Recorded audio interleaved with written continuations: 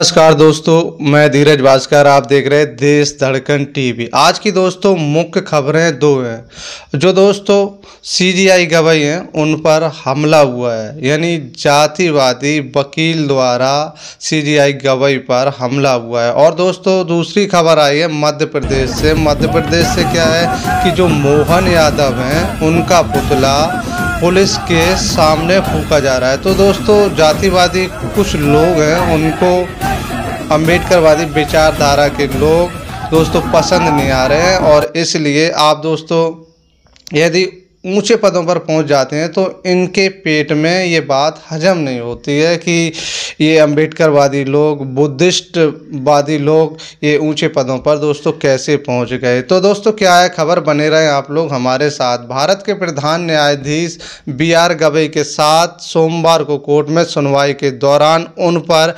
अभद्रता करने की कोशिश अति दुखद तथा इस शर्मनाक घटना की जितनी भी निंदा की जाए वह दोस्तों कम है। सभी को इसका उचित व अनुचित संज्ञान लेना चाहिए। सुप्रीम कोर्ट के CGI गवाही पर वकील द्वारा जूता फेंकना बहुत ही गंभीर विषय है।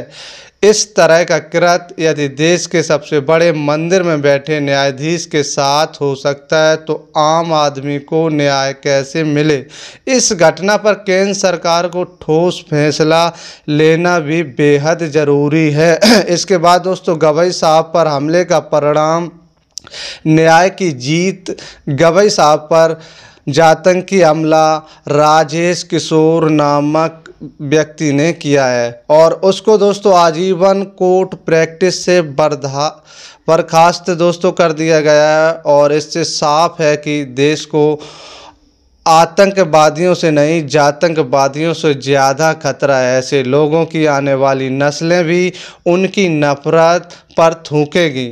यह फैसला न केवल कानून की जीत है बल्कि संविधान की गरिमा की भी विजय है। और दोस्तों गवई साहब की अद्भुत दरियादिली तो देखिए, जिन मनुवादी वकीलों ने उन पर हमला किया उसे उन्होंने माफ़ भी कर दिया दोस्तों। उन्होंने किसी भी कानूनी कार्रवाई से इनकार किया और यहाँ तक कि उसकी पुलिस गिरफ्तारी से रिहाई भी दोस्तों करवा दी। आज सर्वोच्च न्यायालय में ही मुख्य न्यायाधीश पर जूता फेंका गया।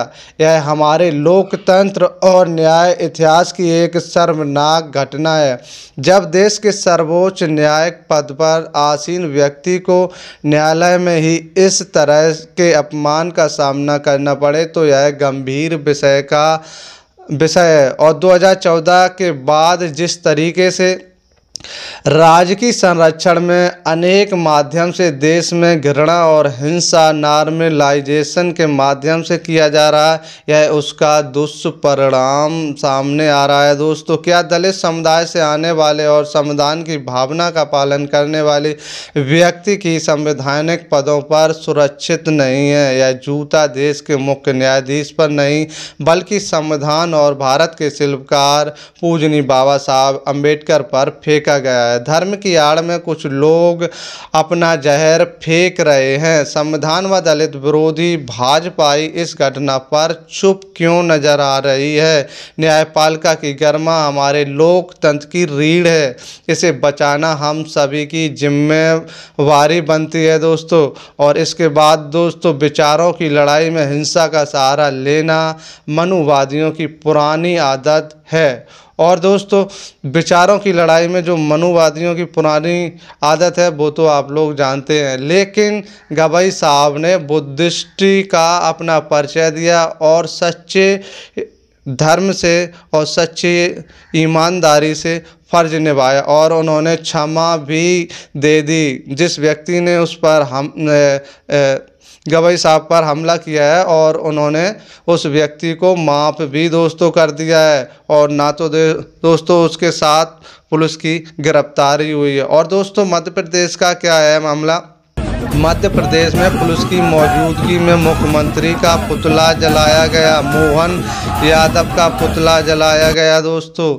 और इनको दोस्तों पिछड़े समाज के मुख्यमंत्री बर्दाश्त नहीं हो पा रहे हैं, लेकिन दलित, पिछड़ा, अल्पसंख्यक, जातिवादी आगे बढ़ेगा और दोस्तों पढ़ेगा। और तो दोस्तों ये मुख्य खबरें थी। आपकी दोस्तों इस वीडियो के बारे में राय क्या है, हमें अवश्य दें। इसी के साथ नमस्कार, जय हिंद।